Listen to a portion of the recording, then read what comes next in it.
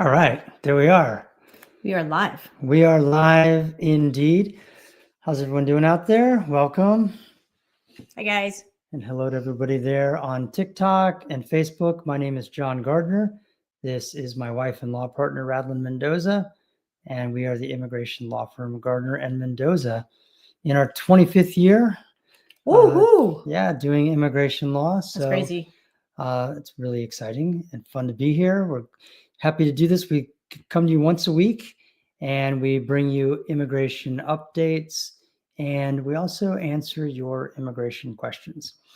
I do want to warn you that what we do here is for informational and educational purposes only. It is not legal advice. So, warning. Yeah. I feel a little bit like Tom Brady right now. You know, did you guys watch the Super Bowl last night? Tom was a great quarterback, but he definitely needs some more practice. Don't say that about Tom in front of the camera. I'm trying to share this right now, so let me see if I can do this here. Yeah, and for all you TikTok folks out there, I will be monitoring these questions coming through on TikTok. Please, if you're on TikTok posting a question, just post it once. We take them in the order that they come in. We're not jumping around. So if you post your question like 50 times in a row, like some people do, it pushes everything off the screen and it just slows everything down. So yeah, that's true. Okay. All right. I have shared it. Perfect. So if you're on TikTok, please be kind enough to just put your question in one time, and I promise you we will get to them in the order that they come in. And we are taking questions. We're taking questions. So if you have a question, pop them in the comment and we will get to them in the order that we receive them. But first, we're going to do a couple of immigration updates. We're definitely taking questions on Facebook Live as well. As a matter of fact, we prefer the questions there because they're typed and then we can post them for everyone to see. But we understand if you're on TikTok and only on TikTok, that's cool. Just post it up there and we'll get to it later. All right. Hey, TikTok is best. Yeah. Love you guys. It's cool because on TikTok, people give us hearts and things like that. You can't do that on Facebook Live. We don't see it anywhere. It's not a feud, but we do love TikTok. All right. Excellent. So do you want to give the first update? Yeah, well, the first update, we've been talking about this for a couple weeks now. Thanks for the love, guys. I'm sure all of you are aware that there's been a lot of heightened immigration action going on out there. And I just want to give out some warnings. I've been doing this for a couple weeks now, and I'm going to continue to do it. In addition to immigration law, for many, many years, I did criminal defense work and trial work in that realm. And so this is an issue that near and dear to me and that I've seen for many, many years. And that is folks getting into trouble by having two problems at the same time. I used to have an old friend and he used to say one crime at a time. It was a joke that we had, but it's really actually fantastic advice. All right. So what that means is, if you're out there basically and you have some problem on your hands that could become a problem with law enforcement, then the last thing that you want to do is draw any attention to yourself with like a taillight that's out or heavily tinted windows, that kind of thing, because that's just going to draw the attention of law enforcement, which nobody wants to have the attention of law enforcement. And you especially don't want the attention of law enforcement if you have something else going on in your life that could be a problem. So that's the main tip I want to give everyone is to, fly under the radar right now. I tell my kids that, I tell everyone that the best way to get in trouble is to draw attention to yourself with law enforcement. So don't do it. Okay. And this is especially important right now because we've seen the heightened scrutiny coming from the new administration. And we've seen, the news about targeting,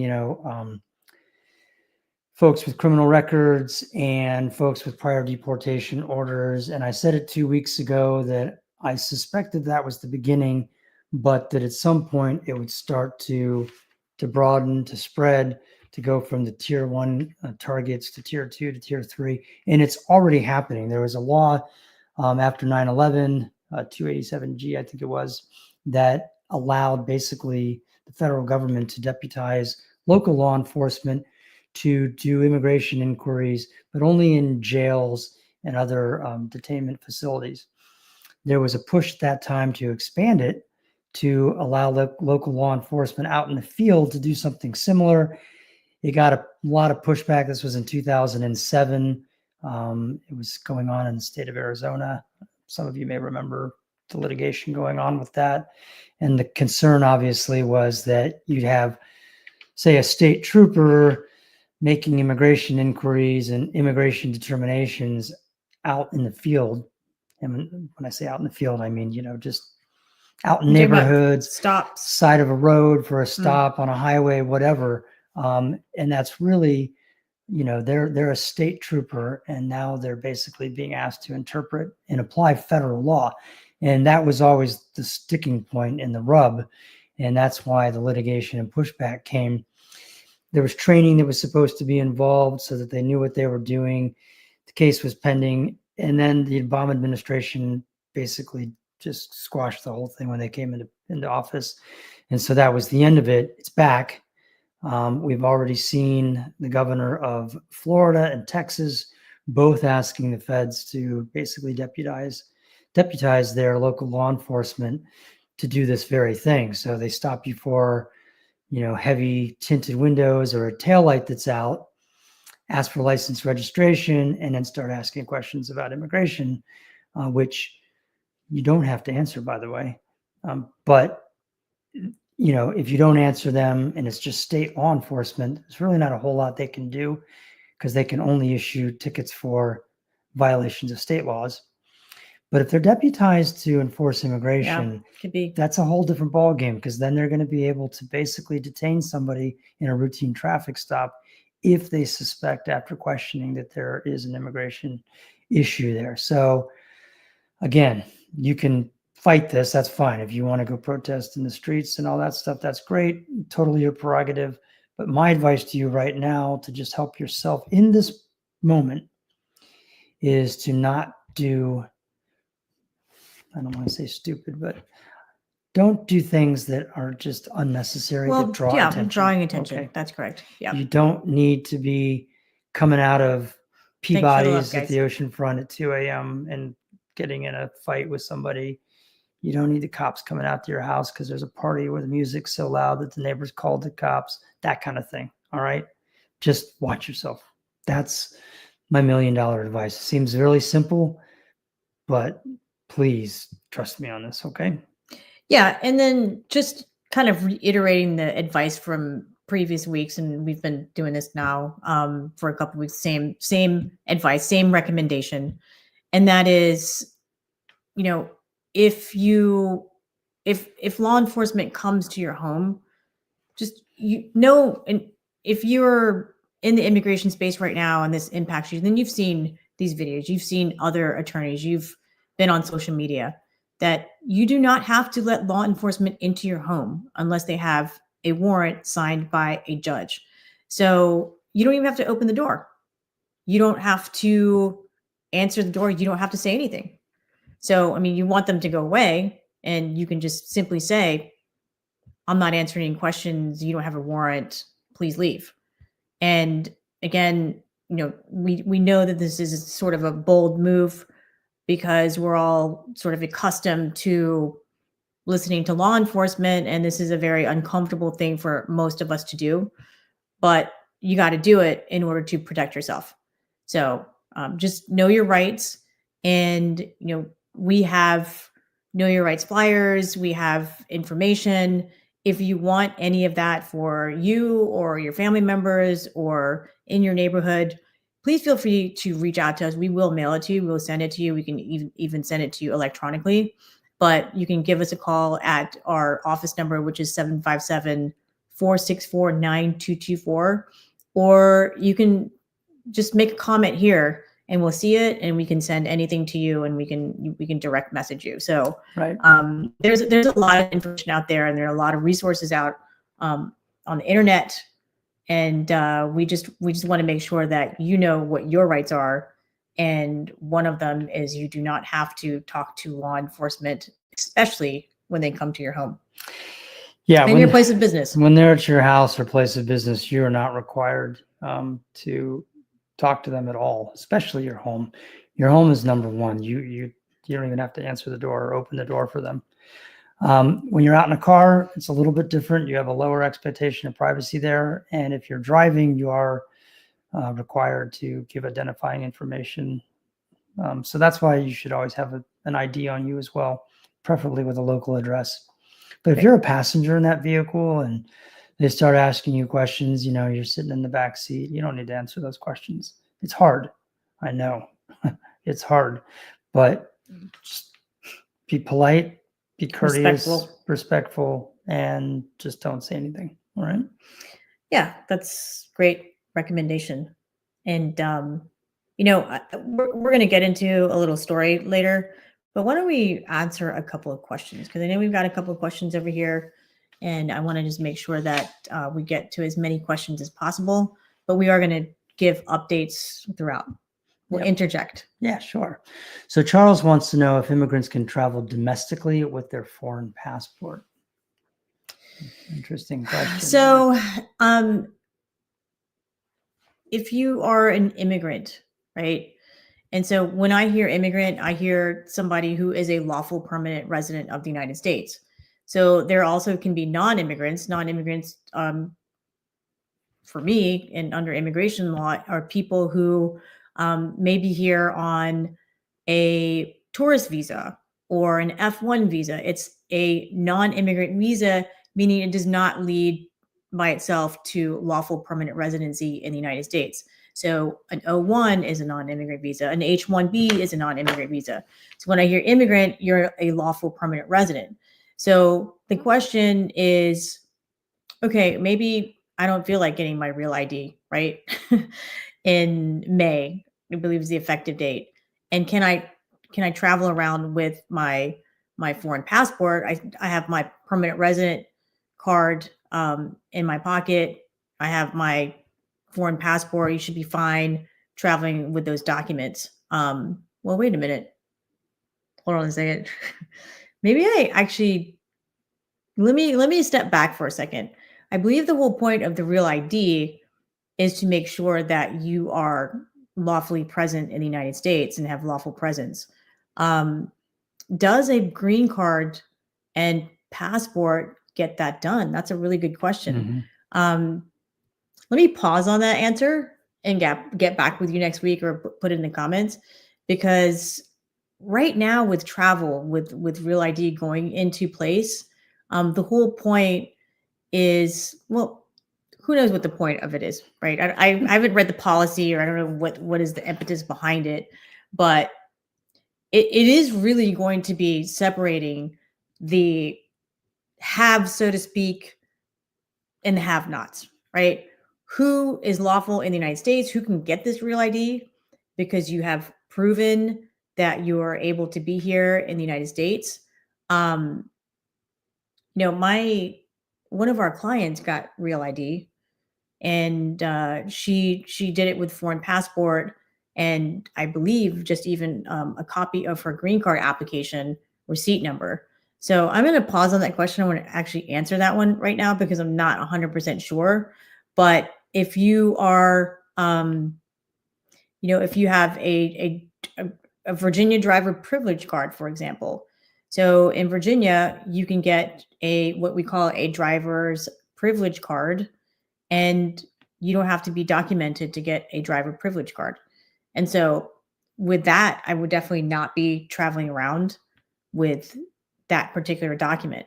But not everyone's going to have a driver's license, right? So, if I didn't have a driver's license and I had my US passport, I would certainly be able to board a plane.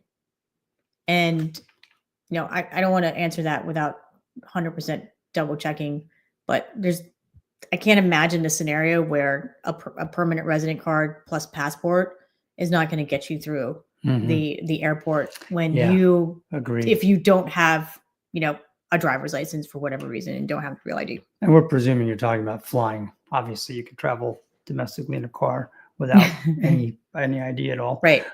And then there are the other scenarios, guys, where, maybe you have a foreign passport, but your visa is expired in it, right?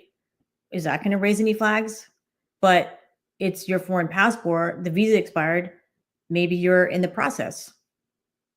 Maybe you have a green card application pending, but your passport is still valid, or your visa is expired, but you have an I-94, right? Your stay has been extended. So you can be in the United States and with your visa expired, but your I-94 has been extended.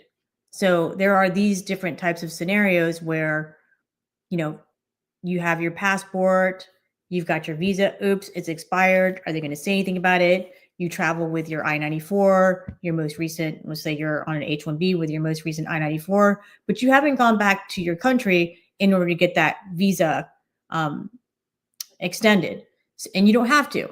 So these are really good questions about traveling in the airport, especially after Real ID goes into effect. So thanks for that question. I'm going to definitely have a better, more solid answer because there are different scenarios there.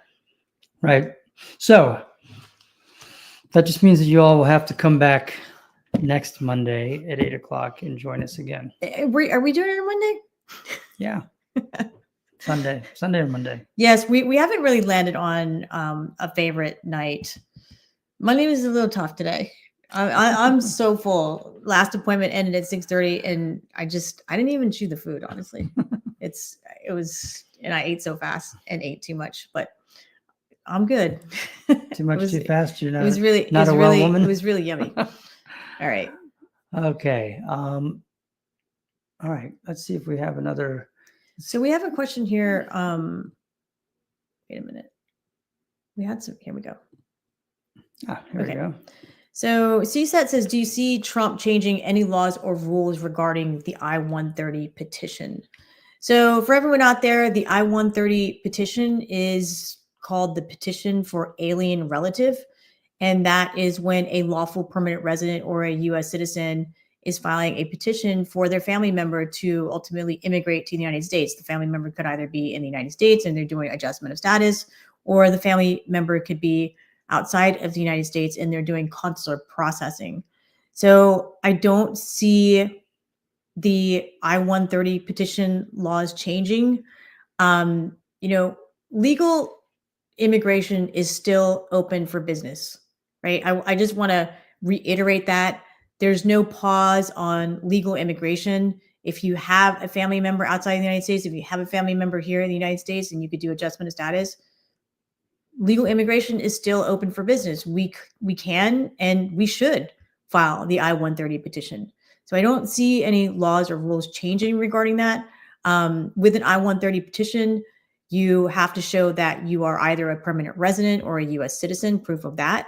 And you have to show your relationship with the person that you are petitioning for. So if it's your spouse, then, your marriage certificate, and also if you've been married before, termination of those previous marriages. And there are other documents as well, like passport photos and things like that. But that's the point of the petition.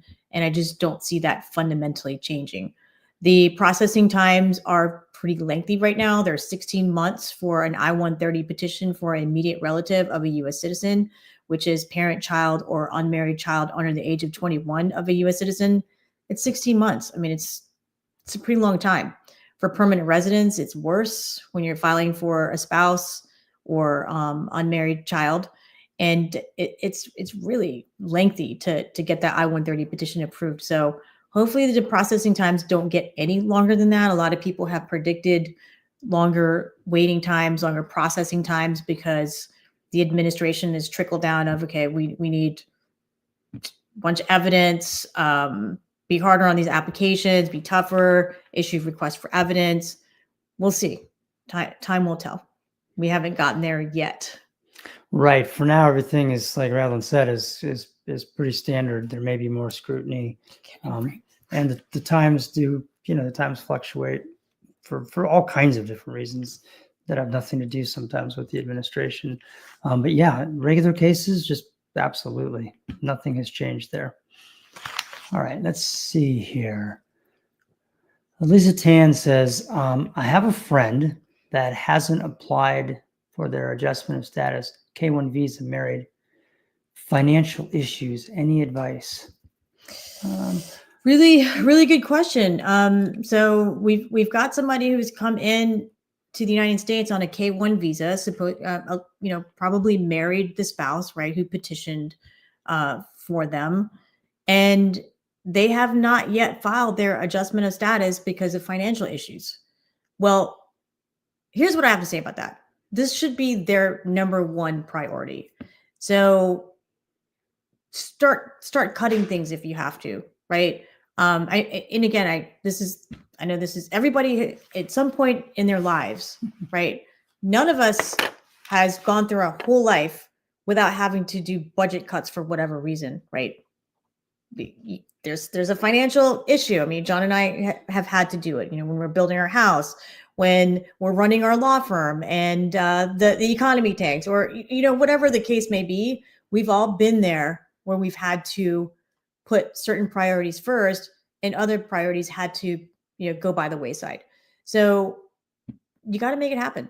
Tell your friend to watch this clip on Facebook. You have to make it happen.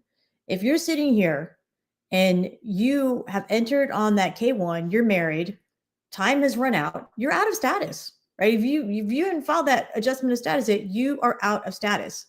And what did President Trump's press secretary say about people who are out of status in the United States, even if they have entered the United States with inspection? She said they are all criminals. So, and that means the president said that. So you got to take care of business. That's super important. I know that in previous administrations, even in Trump 1 administration, yes, you're out of status. You file adjustment of status. You're married to a U.S. citizen. No biggie, right? You're going to adjust your status. But there's right now, I mean, if you all are still sitting on not filing your adjustment of status for whatever reason, if financial is the case, y'all better take care of it and figure it out. That's a good warning. Falling out of status is out of status. So, be careful. Radlin is right.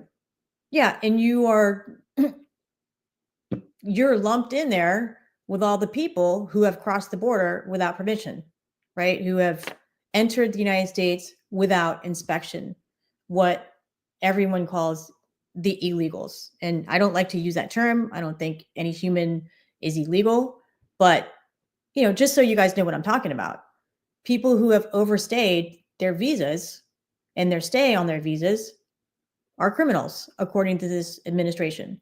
So borrow some money. If you need to go the cheapest lawyer in town shopping, but still reputable, do it. But you got to get it filed. And it's super, super important. Please tell your friend that not to mess around right now, because this administration is not playing. And I'm sure, if the opportunity presented itself, if your friend is being questioned by one of these deputized police officers, these new deputized police officers, to ask immigration questions, what are they going to say? You say, oh, I did get married to my fiance, but we didn't file adjustment of status. Yes, I am out of status. What are they going to do? I mean, they may put you in removal proceedings. I am out of status. I mean, I'm not like those guys. I mean, I'm different. I'm in a process that I didn't actually do.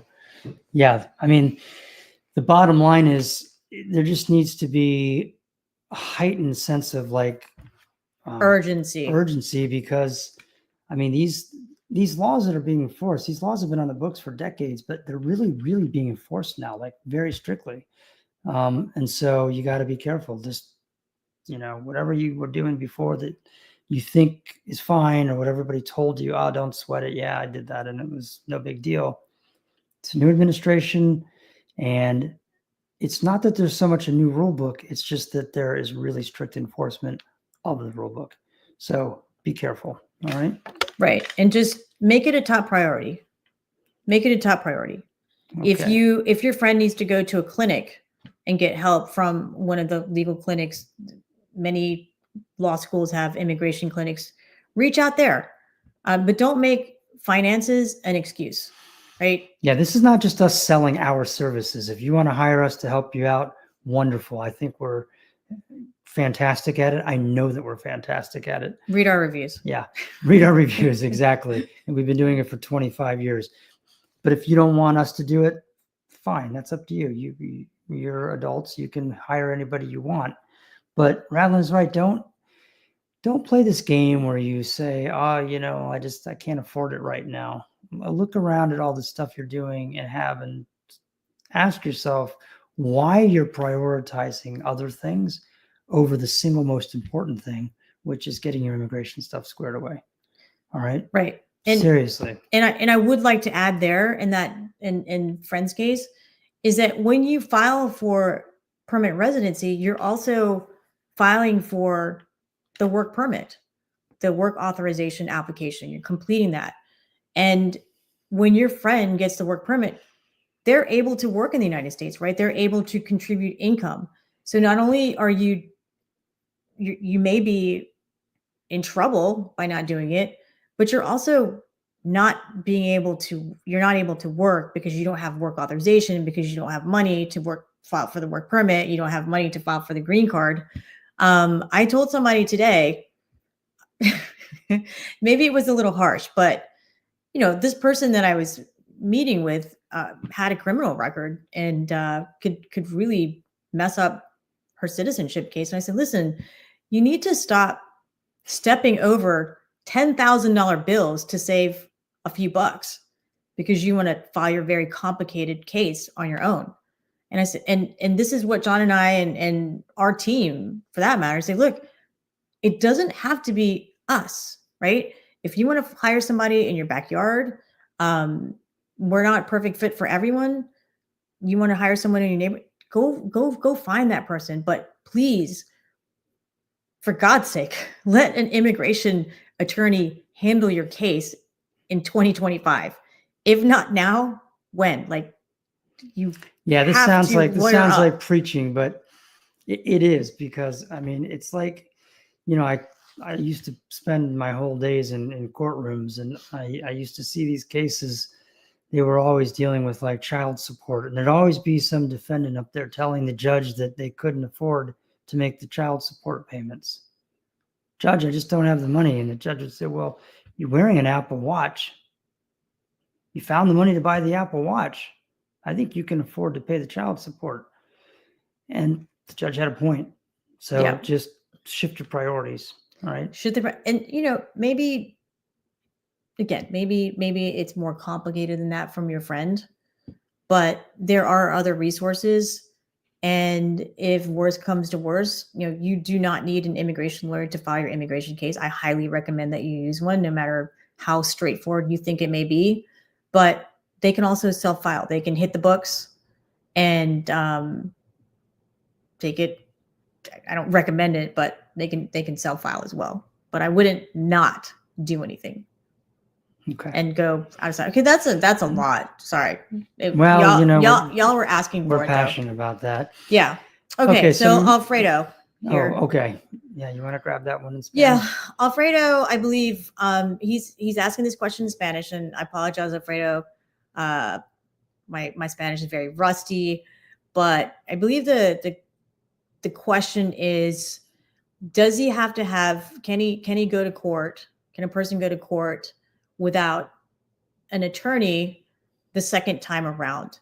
So I don't recommend that, Alfredo. I recommend that if you've already been to court, or if a person has already been to court and it's the second court, usually the immigration judge is saying, go get a lawyer, right? Go figure it out. So I would go with an immigration attorney to the second court. And again, it all depends on the circumstances, right? That's not necessarily going to be the recommendation. It just depends on the circumstances, but typically, generally speaking, yes, I would want you to have an attorney when you go to court the second time around. Hopefully that answers your question, Alfredo. Yeah. Es mejor. It's mucho mejor. Es mejor. Okay. All righty. What do we have here? Any questions? Let's grab this one real quick because this will be very easy to answer. Mercedes wants to know, she said, hi guys, I have a question concerning new immigration with the new administration. I acquired my citizenship in 2022. Now I want to go to Europe for a vacation. I wonder if I will get a problem coming back to the US. Really good question. We have Mercedes, who is a US citizen. She presumably has a blue passport that says she's a US citizen, and she's concerned about a vacation that she's going to take and coming back. So we've been getting a lot of this from a lot of our US citizen friends, naturalized US citizen born people here. They're wondering about this and they're concerned about it. And you should be fine. you have go enjoy your Mercedes. Yeah, you unless there's something, you're going to be able to come back into the United States. Just as a US citizen, you are going to be able to come back in the United States. What I was going to say a second ago is that we have had clients and friends who are naturalized US citizens, and they get put into secondary every time. Secondary inspection being like, you're at the window and they say, oh, come over here. Like John's always getting put in secondary inspection. He's a US citizen. There's something about him.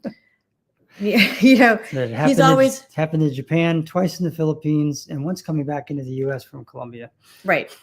So secondary inspection is sometimes a unfortunate reality for people every single time. Like my husband, we don't know why. I think it's we don't know why. All right, I don't know. I have my theories. When he goes up and there's just like big X, so the whole family has to go into secondary inspection, and anyway. So the worst thing that can happen is you go into secondary inspection, but they have to let you into the United States. You are a US citizen. If you have a warrant for your arrest, no, I think that you're going to have a problem, but you're still going to be able to come into the United States and face the problem if you have an outstanding warrant for your arrest.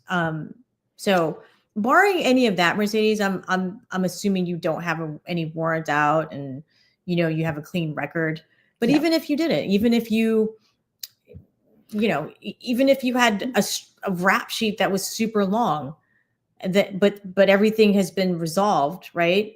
You're still going to be able to come back into the United States as a U.S. citizen. Yeah, nothing about the new administration changes what U.S. citizens can do in terms of traveling in and out of the United States. So, I mean, you got nothing to fear. Right. And again, if we talk about denaturalizing somebody, I mean, there has to be something very serious, some major fraud in order for that process to get started. And I understand that there hasn't been like tons of denaturalized cases, but that's not what you're talking about. You're talking about just coming back in after a short trip. And yes, you should be fine. I know we're belaboring the point. We have been getting a lot of these questions. Yeah. And it's actually maybe a good segue to briefly to mention, just to be careful. Mercedes, you're not alone. A lot of people have been asking us very similar questions. You see a lot of the news, so just be careful. There's a lot of information out there right now, and there's also a lot of misinformation out there right now. So just because you're seeing something on a news feed or on Instagram or on TikTok or something, just be careful, because you don't really know whether the person posting it really knows what they're talking about or not. Do your own research. Yeah. Find a reputable source like us, for example. Yes, we are a reputable source. All right. Because there's just a lot of crazy information flying everywhere right now. And as a result, people are scared. I mean, there's legitimate fear, of course, but there's also some fear that's unfounded, and it's just based on information that's not true. Yes, there's a lot out there. In fact, even the American Immigration Lawyers Association sent something out to their membership or members, and they said, look, there's a lot of false things on social media, and tell your clients to just take it down. Mm-hmm. Breathe in, breathe out. Yeah. All right. Great. Wonderful question though. While you're teeing up the next question, I do want to mention something that is super important, and something that happened to me last Was it last week? Yeah. Yes. Oh, this is, yeah. It was late last week, and a former client of ours called, and she texted me and she said, "Hey, they're questioning my daughter at Dulles International Airport, and it's 10 o'clock and they just started questioning her." She calls, she texts me, I'm like updates, asking her for updates. And she told me that her daughter has a theft conviction, which is resolved, right? So the theft conviction was a misdemeanor theft conviction. Misdemeanor theft conviction in Virginia is less than $200 in value. And she had a fine and a suspended sentence of 6 months in jail. So suspended sentence, you can explain what suspended sentence means. Yeah, a lot of times what judges will do in cases is they'll sentence you to like 6 months in jail, and they'll suspend all of it conditioned on you doing certain things. So they say, I'm going to sentence you 6 months. You're not actually going to go to jail, but you're going to make sure you pay your fines, your court costs. Sometimes there's community service, that kind of thing.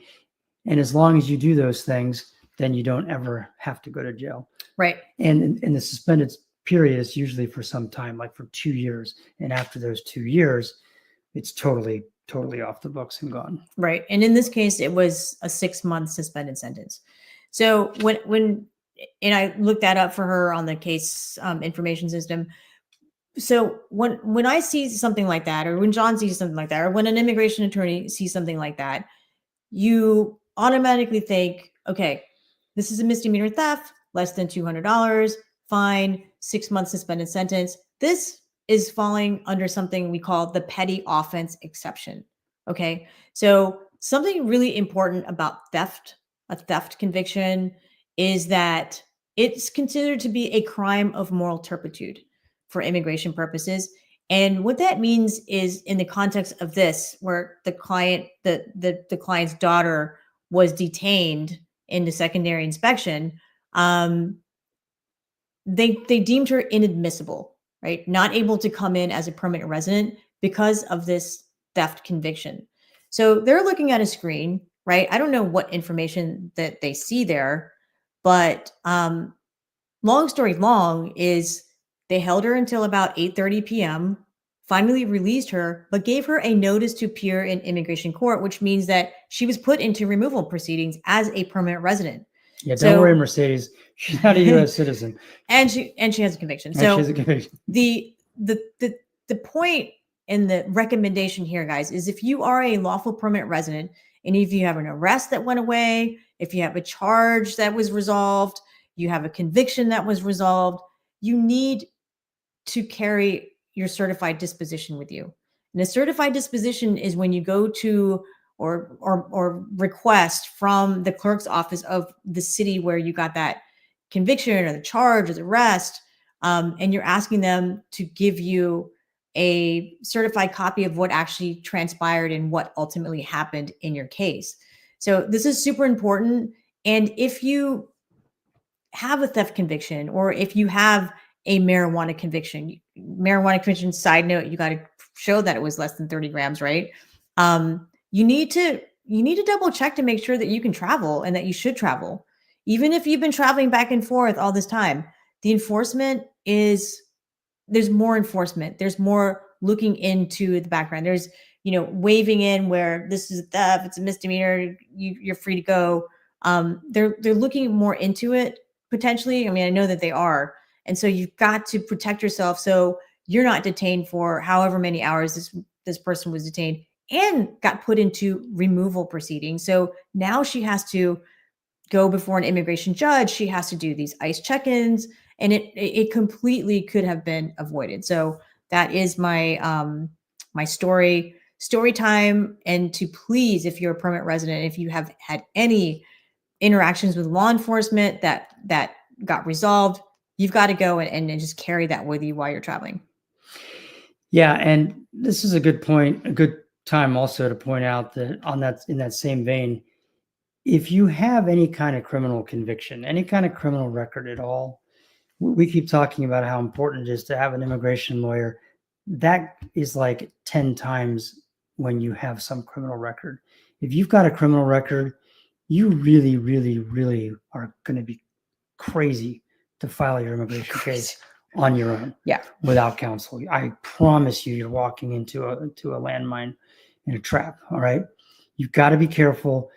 You need to make sure that criminal conviction and whatever happened with it is not going to be a problem, because not only can it derail your immigration case, it can set you back and put you in removal proceedings, and you're going to be worse off than you were before you even filed. Yeah. So do not do it without conferring with counsel.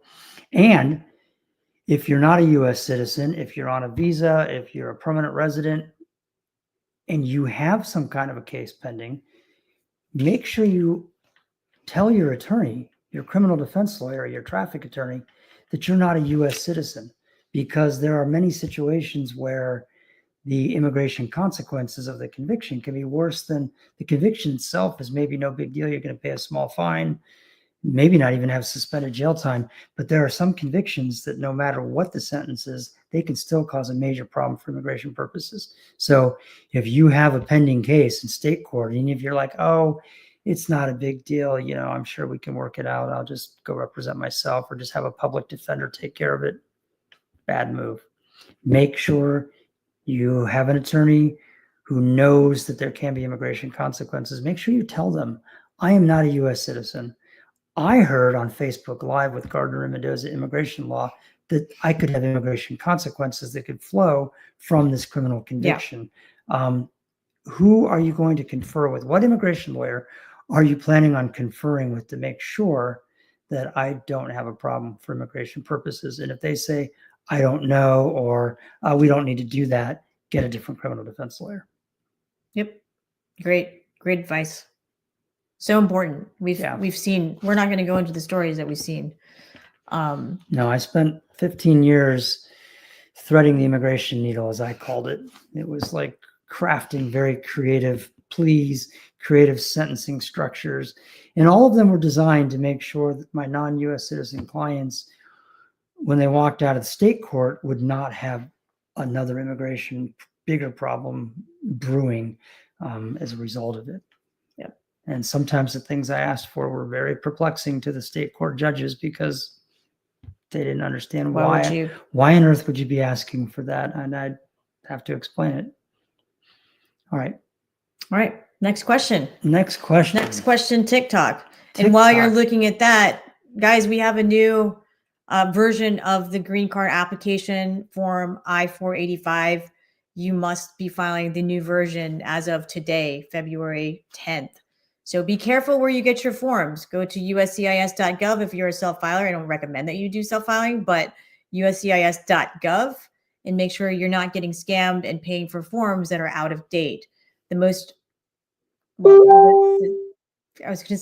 up-to-date forms are going to be on uscis.gov. They should be on uscis.gov. So just make sure you're using the most recent version, guys. Okay. Yeah. Make sure it's gov. Make sure it's gov. I had a corporate form that I had to file for something completely unrelated here, and I was in a rush, and I paid for something because I didn't look closely, and it was something that would have been free had I just recognized immediately that it wasn't the government website. It was just a company that was charging to file it anyway, even I fell into this trap. So just be careful. All right. Okay. Thank you, Beatrice. We're glad you're here. So Thalia says, hello, I'm a green card holder. I have a question about the travel outside the U.S. for 194 days, and I'm married for 6 years, but I got my green card in 2021. All right. So Thalia is a green card holder, and she's been outside of the United States, or has traveled outside the United States, for 194 days. So that's over 180, right? Over 6 months. And she's been married for 6 years. Mm-hmm. And I think the crux of the question, is that 194 days going to be a problem? Because she's been out for more than 180 days. So as a permanent resident, we tell our clients not to travel outside the United States for more than 180 days. because then CBP will question you as to why you stayed out for over 180 days. They may or may not, but they can. And you would then have to prove that you did not abandon your lawful permanent resident status. So if Thalia, if you're back in the United States, great, you got back, all good. It could impact when you file for citizenship, because one of the questions is, have you traveled out of the country for more than 6 months? And then you're going to have to explain to the immigration officer during your naturalization, why did you stay outside of the United States for more than 6 months? So you're 14 days over, 15 days over. I think you'll be fine if you're back in the United States. If you're still out and you're still accruing time, I would really highly recommend that you not stay out too much longer. And if you are, and if you have to, you need to document that. So a lot of people will go back to their country, their home country, and take care of a parent who's sick, or a spouse. And so that's the reason. So if that is the case, you need to have documentation of that to show that you did not, in fact, abandon your lawful permanent residency status in the United States. Hopefully that is the crux of your question, Thalia. If not, let us know. Yeah. And for those of you who are joining us late, just a reminder, my name is John Gardner. This is my wife and law partner, Radlin Mendoza, and we are the co-owners of the immigration law firm Gardner and Mendoza Immigration Law. And we've been doing this for our 25th year. So we're celebrating our 25th year this October. Yes, we're celebrating 25 years of Gardner and Mendoza Immigration Law for the whole year. John didn't know that. We're partying all year long. I knew that. Not just October. Yeah, I didn't know it per se, but I knew. knew it because of just the way that we are living our lives. That's right. That's right. We have to celebrate. I can feel it. It's just monumental. It's monumental for us. We can't forget it. That's right. And I do need to remind everyone again that what we do here is for informational and educational purposes only. It is not legal advice. It is not legal advice. We are not your lawyers. Someone might ask a question. There are a lot of nuance in it that we could be missing. So right. It is not legal advice. So we have two reasons for that. Number one, we don't want to take one snippet of a question and then give you some information and then you act on it. And if we're wrong, because we didn't know all the facts of the case, that's bad for you. And that makes us feel bad. Even if we didn't know it happened, we know it could happen. And that we hate that, right? That's number one.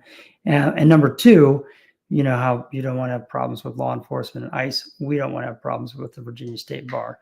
Right. So we want to make sure that we are very clear about that. This is not legal advice. All right. So Jake has a question. Jake from YouTube, he says, so if you're here for K1, already married, but haven't filed adjustment yet, can you get deported? It's highly unlikely, Jake. Just file it, right? If you never file it, yes. If you're in the process of filing it, you're not going to get deported if you're in the process of filing your adjustment of status. Yeah. Didn't want to be fear mongering, Jake. You may have heard what we said earlier. But I wouldn't wait any longer than you have to go ahead and file your green card application. Yeah, exactly. You may be way, way, way down on the list, but as time goes on, you may get further up the list. Yeah. Jake, when the administration runs out of deportation orders and criminal cases and, raids on large chicken processing companies and stuff like that, they'll, if they're still going for it, then they're going to start looking and they're going to have who has overstayed. And then they're going to start looking for stuff like that. Well, who are just basic overstays? Who are these folks? Let's go find them. Yep. All right. I mean, they've already, I believe, arrested people who didn't go to school on the F1, and they should have. So. Okay. Thalia had another part of the question, wanting to know if she should be concerned about filing for citizenship. Okay. So 194 days, again, I would just make sure that you explain why. If you're out for over a year, then yes, you can't file for citizenship when you think you can. If you're out for over a year. But it was 194 days. I would come consult with us so we can take a look at it. But you would have to explain to the immigration officer and potentially show proof as to why you were out for more than 180 days. Okay, sorry about that. All Sorry right. about this, everybody. Why don't you go ahead and grab one there? We got to, on TikTok, when the questions come in, sometimes it loads a whole bunch at one time and then it pushes, and then I got to come all the way back to the beginning and figure out, because we go in order. Don't forget it. Okay, Chitzer Cristobal Jr. Hello, is there any chance for you to help me expedite to get my interview scheduled in the Philippines? I was documentary qualified last year, and my priority date was August 2011. So, Chitzer, this is a difficult thing to do. It is possible, but normally a lawsuit. Well, before a lawsuit is filed, there are a lot of threats. Before we file that lawsuit, we need to make congressional inquiries. We need to make an inquiry again. We need to get an answer. Usually making another inquiry. They sometimes play sort of song and dance with us where they will then ask for a document and we think, oh, okay, things are starting to go in the right direction. And then there's more waiting. So we can get involved.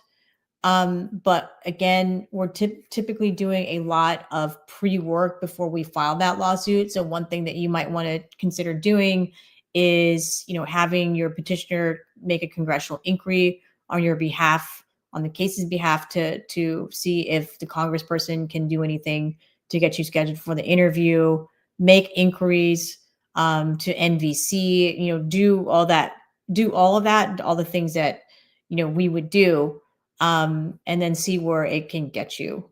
But it requires filing of a lawsuit and suing the State Department, which we do. But there's just a lot of track. I mean, I would say there's probably about 4 months of just back end work that we have to do before we file that lawsuit.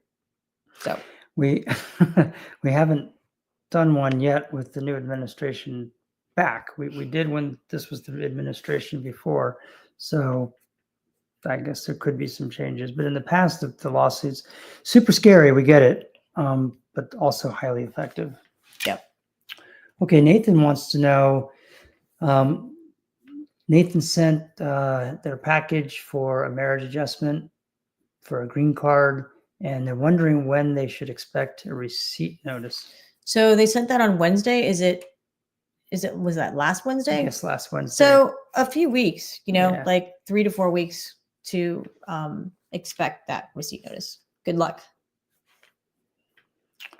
All right. Millie says, hey, do y'all know anything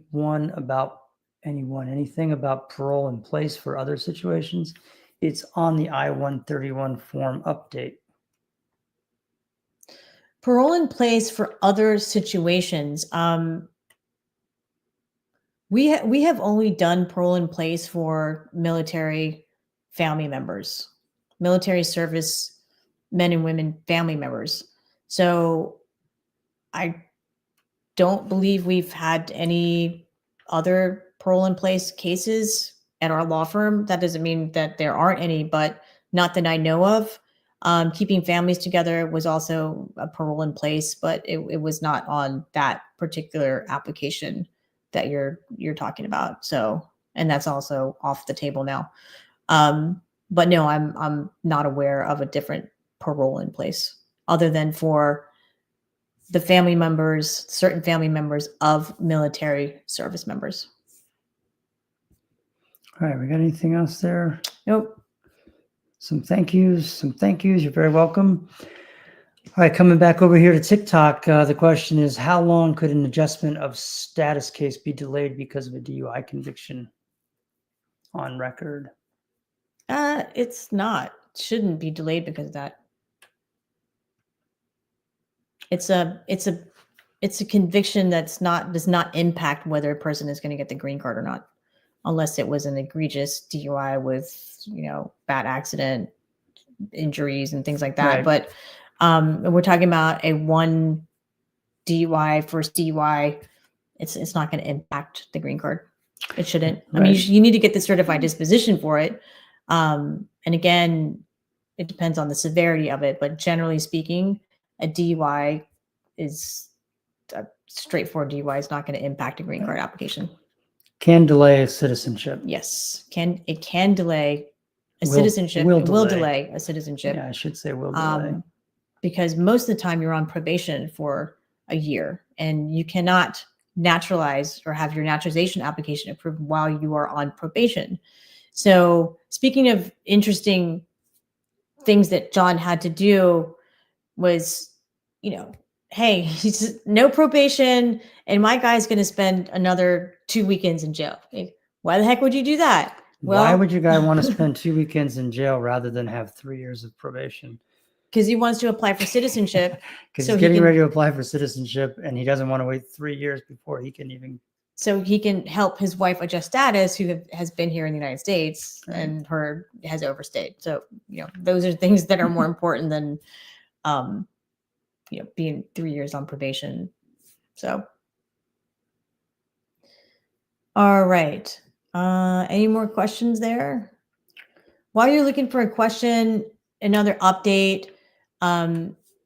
If you are interested, or your company, you're interested in filing an H-1B for a potential employee or someone that already works for you, maybe they're working for you with their OPT, then H-1B registration is coming up. It starts on March the 7th and goes until March the 24th. So if you are an employer and you're interested in doing an H-1B for one of your employees or a potential employee, then please reach out to us. Now is the time to get that ready, and we can certainly help you register so you can have a chance at getting picked for the lottery. All right. Okay. Gentleman here wants to know, he's a U.S. citizen. Can he petition for his brother who is undocumented? So brother 1 is U.S. citizen, brother 2 is undocumented, and he wants to know if he can petition for him. Yeah. So yes, a sibling, look, you can petition for your undocumented sibling, your undocumented spouse, your undocumented, whatever the qualifying family members are, you can petition for them. But the question is, how long is that going to take? And what is the vehicle that they're going to use in order to get them from just a basic petition, which does not confer any benefits to the beneficiary, to that of a lawful permanent resident? What's going to get you there? So he would need to file an adjustment of status if that's what we're doing. And number one, that petition is going to take a decade to approve, and not a decade to approve, but a decade for a visa to become available for your brother. Okay, let me just pull up the visa bulletin here. So 4th preference category depends on the country where you're from, but all countries except India, Mexico, and the Philippines, it's taking 18 years. Did I do that math right? 2007? Is that 18 years ago? Yeah. Oh, I'm sorry. I was looking. You're not helping me with my math. You're making me do this math in public all by myself. So 18 years. If your brother's from Mexico or the Philippines, it's 20, 23, 21 years. So it's a super long time. Yes, you can file the petition. Yes, that petition is probably going to get approved because all you have to show is that it is your brother and you are a U.S. citizen. But it's going to take a really long time for a visa to become available. And even when a visa becomes available, your brother is, unless the immigration law changes, not going to be able to take that next step and file for adjustment of status when that visa becomes available, if he is in the United States and remains in the United States without status. So maybe there are other options, but that option is the longest, and it does not necessarily lead to lawful permanent residency in the United States. Filing a petition all day long. Are we recommending back pocket petitions right now? What am I talking about? A back pocket petition. That's if, worst case scenario, you are picked up by ICE and you take out this petition and say, hey, look, I'm going through the process. My brother filed this petition for me. I have a U.S. citizen brother, in the United States. Maybe that will help. I would hope that most